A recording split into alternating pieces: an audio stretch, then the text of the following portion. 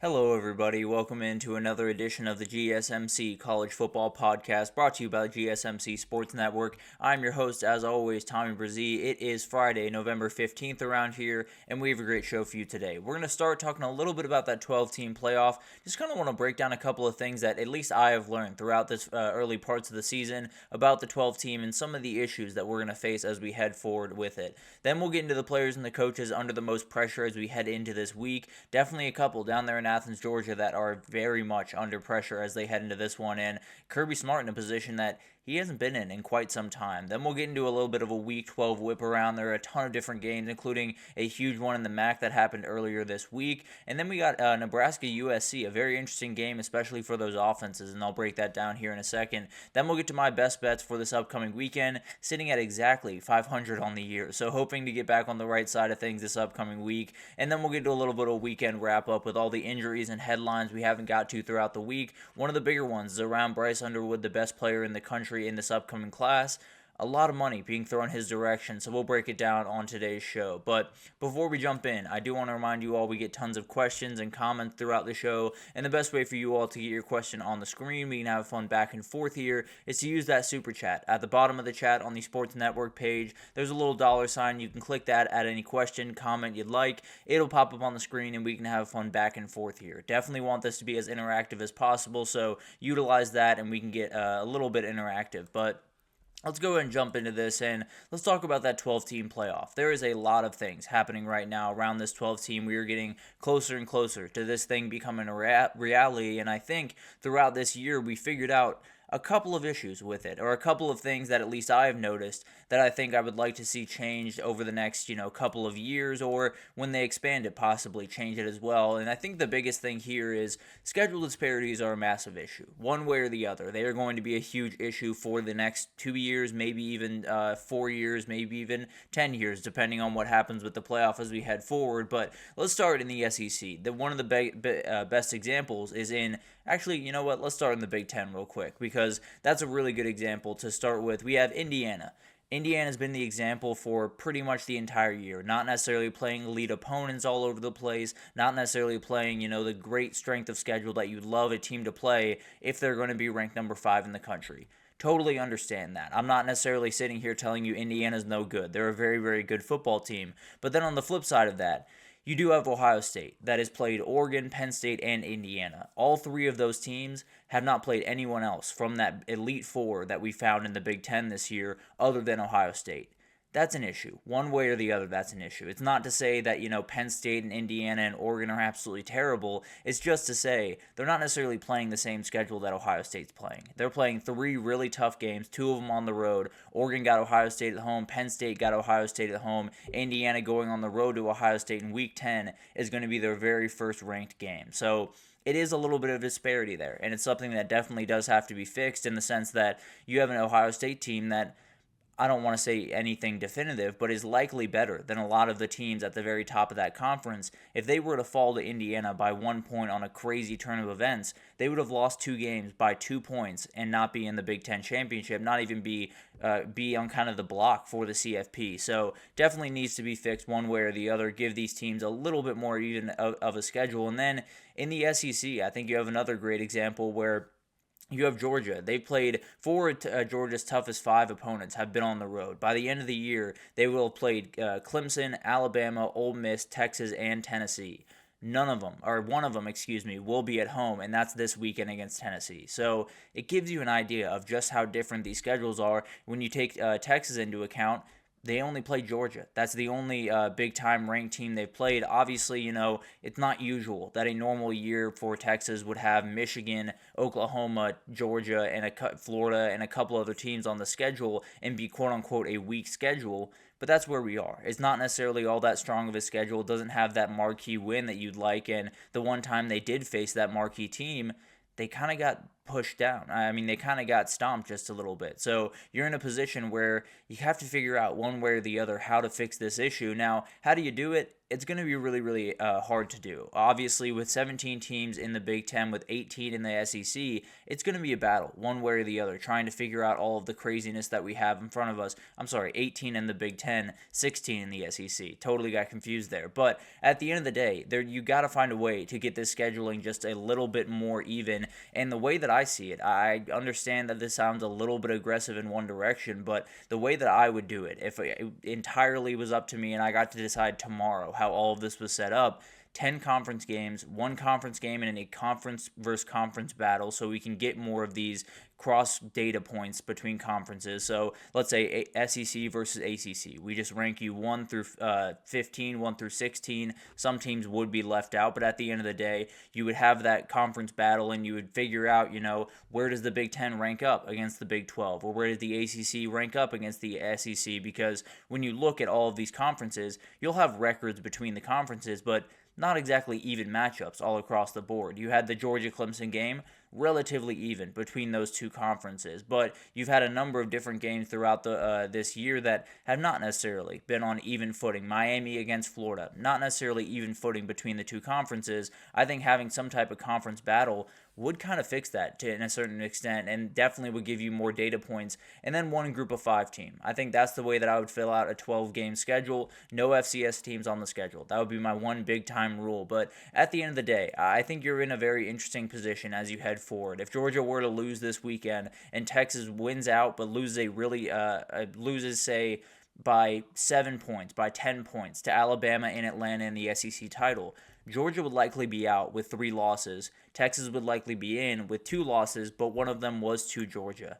How are we going to figure that? How are we going to play around with that? And will Texas possibly fall out if they don't get in? And frankly, would that be fair? Because they made their SEC championship, and then we're punishing them for playing in the SEC championship. So it's a battle back and forth, and there's no right one answer, no doubt about that. Ohio State, it seems like they're going to be okay, but if they were to lose to Indiana and be on the chopping block, then they're looking around wondering why Oregon didn't have to play Penn State, why Penn State didn't have to play Indiana, or Indiana play Oregon. So it's a battle back and forth, and you're going to have to figure out just the best way forward. And I don't know if there's a great way forward necessarily. Maybe you go back to divisions. Maybe you just expand the schedule in the conferences. Maybe you play around with pods and some different ideas that were thrown around for the SEC. Regardless, you have to find a way forward. We can't keep playing this thing where we have 8 teams that are let in pretty much subjectively one way or the other, and they're playing totally different schedules. They're playing totally different competition throughout the year. It's not to say, the 11-1 Indiana wouldn't be worthy. I've said time and again, they should be in. It's not to say that an 11-2 Texas would not be worthy. I think they should be in, but it is to say that a 9-3 Georgia has every ability to be better than a 10-2 Texas, or a 10-2 Alabama. I don't want to say Alabama because Alabama beat them, but a 10-2 Tennessee at the end of the year. Whatever that looks like, they are going to be a better team than a couple of the teams in there, but they played a lot of these games on the road. They played a lot of really tough teams, and they'll be left out. So it's not to say, this is going to be an easy problem to fix, or it's something that can really be fixed altogether, because there's going to be some twists and turns. I don't think anyone expected Michigan to be this bad, or Oklahoma to be this bad, so the Texas schedule to look this bad, but that's the reality that we're facing right now. So we have to find a way to at least even the scales as best we can. And then I think the other part of this, I have 2 more here that I think are interesting. And the biggest one is the auto-buy system just cannot continue. That can't be the way that we decide who are the top 4 teams in this bracket, because when you look around the country, all respect to BYU, all respect to Miami, and frankly, if BYU goes undefeated, there's a totally different conversation. I would argue that they would deserve one of those top 4 seeds, but there is a world where Arizona State finds their way to win the rest of the games, gets a couple of things to bounce their way, they win the Big 12, and then they're sitting as the number 4 seed. That just can't be the way that this works. I understand, wanting to reward teams, and frankly, auto bids is not my problem by any means. I think that every conference should be in. I love having the group of 5 represented. I think that's all great. I think having them be the top 4 seeds in the CFP and giving them that bye is just not fair. I don't think it makes much sense. I think it should go to the best 4 teams in the country. There is a world where some of those best 4 teams include the ACC champion or include the Big 12 champion.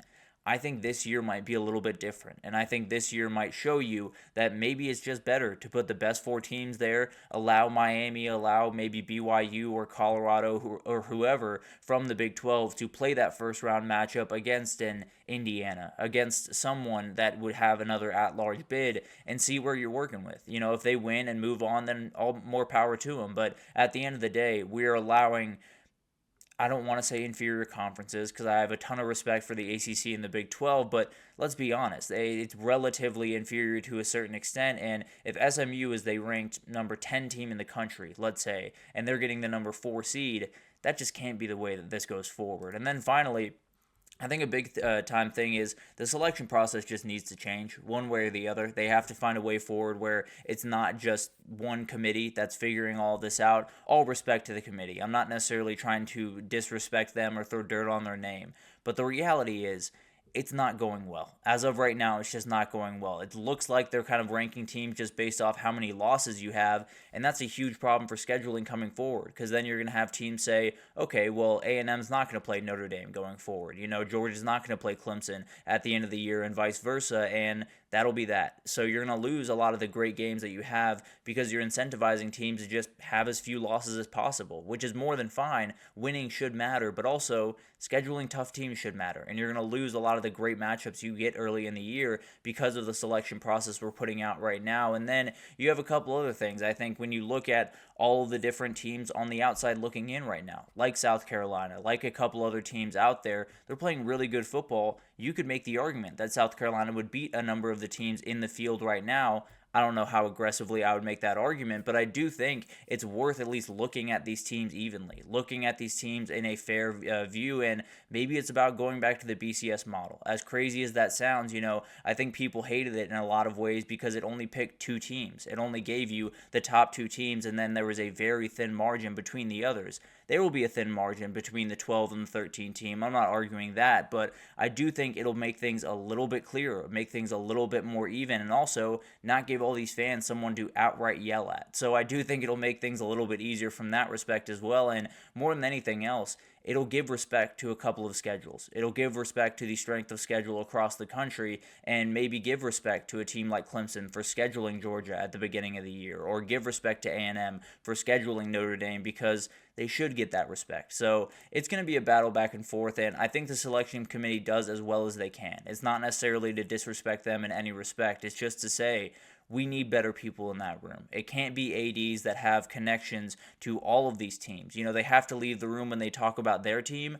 They don't when they have to talk about other teams in their conference that they could benefit from with them being in the CFP. That is an issue. That has to be fixed, whether it's former players and coaches being a part of that group and only them, whether it's, going totally back to a BCS-style formula, and you just figure out who are the 12 best teams, including all the auto bids and all that craziness. But the reality is, the selection process we have right now is just not the right way to do it. It's just not the way that makes it most fair. It's not the way that fits the best teams in there, and it's a way that you're going to get a national title champion that is just not the best team in the country. So it's going to be a fight back and forth, and we'll figure out more information as this goes on. But I do think schedule disparities just have to be fixed one way or the other, including expanding possibly conference schedules. I think the auto-buy system is an absolute problem.